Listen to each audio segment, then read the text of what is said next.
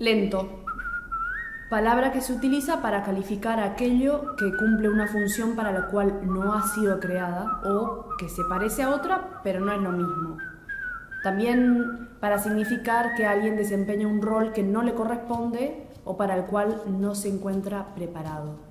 Por ejemplo, un cuchillo es un destornillador lento, o un noviecito nuevo es un marido lento, o un vecino o una vecina chismosa es un diario lento.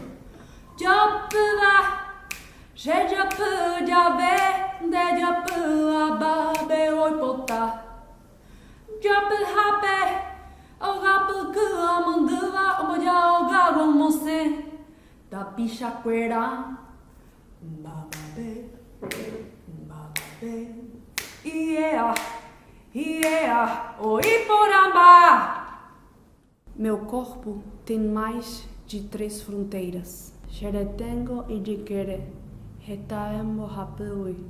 Mi cuerpo tiene más de 3 fronteras.